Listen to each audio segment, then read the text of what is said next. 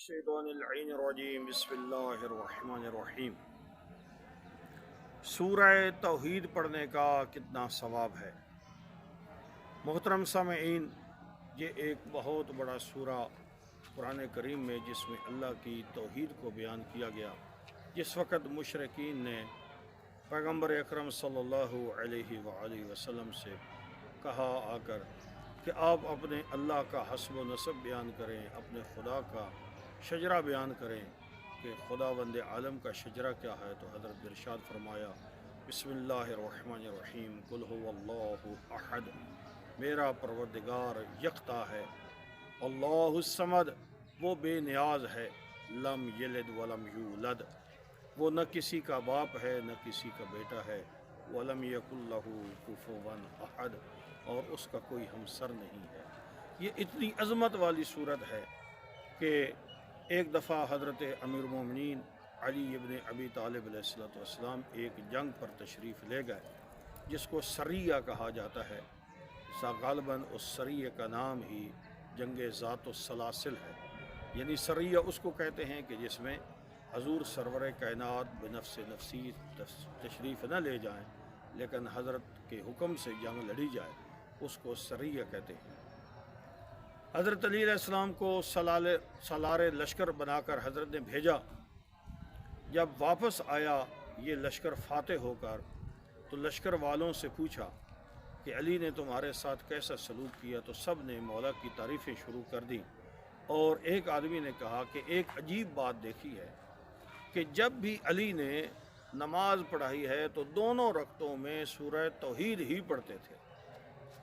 تو یہ پیغمبر اکرم صلی اللہ علیہ وسلم سے کہا گیا کہ یا رسول اللہ، آپ تو صورتیں تبدیل کر کے پڑھتے ہیں، لیکن علی نے جب بھی نماز پڑھائی ہے تو انہوں نے ہمیشہ دونوں رکعتوں میں سورہ توحید ہی پڑھی ہے۔ علی کو بلایا گیا، پیغمبر اکرم نے پوچھا کہ علی، آپ نے دونوں رکعتوں میں سورہ توحید کی تلاوت ہمیشہ کیوں کی ہے؟ تو علی فرماتے ہیں کہ یا رسول اللہ، مجھے سورہ توحید سے اتنا انس ہے، مجھے تو سورہ توحید سے اتنا پیار ہے کہ میرا جی نہیں چاہتا کوئی اور سورت پڑھنے کے لیے۔ اس لیے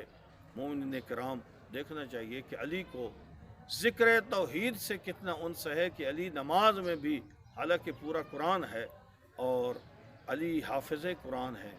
اس کے باوجود علی سورہ توحید ہی پڑھتے ہیں ہمیشہ کے لیے، کوئی دوسرا سورہ پسند نہیں کرتے۔ اور ایک دوسری روایت جس کو کافی میں علامہ یعقوب کلینی نے نقل کیا ہے، وہ فرماتے ہیں کہ پیغمبر اکرم صلی اللہ علیہ وآلہ وسلم کے ایک بہت بڑے صحابی جن کا نام معاذ ابن جبل تھا، ان کی تشییع جنازہ بہت سارے ملائکہ نے کی، جن میں جبریل بھی تھے، اور ایک روایت کے مطابق ہے کہ 70,000 ملائکہ نے، اسی روایت میں یہ ذکر ہے کہ 70,000 ملائکہ نے جناب سعد ابن معاذ کی تشییع جنازہ کی۔ جنازے کے ساتھ ساتھ جبریل جیسے فرشتے بھی چل رہے تھے اور اس کے علاوہ 70,000 ملائکہ چل رہے تھے۔ پیغمبر خدا صلی اللہ علیہ وآلہ وسلم ارشاد فرماتے ہیں کہ میں نے پوچھا جبریل، اتنے کثرت ملائکہ کی کیا وجہ ہے جناب سعد ابن معاذ کے ساتھ، اس جنازے کے ساتھ اتنے کیوں ملائکہ آئے ہیں؟ تو اس وقت جناب جبریل کہتے ہیں فقال بقراءتہ قل هو اللہ احد قائما وقاعدا وراکبا وماشیا وذاہبا، اور جناب جبریل فرماتے ہیں کہ معاذ ابن جبل وہ ہے،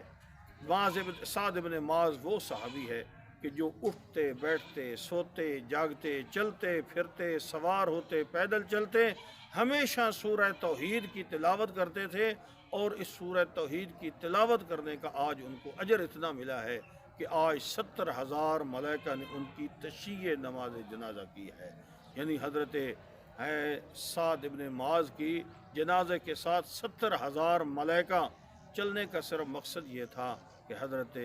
سعد ابن معاذ بہت زیادہ سورہ توحید کی تلاوت کیا کرتے تھے۔ خالق کائنات ہم سب کو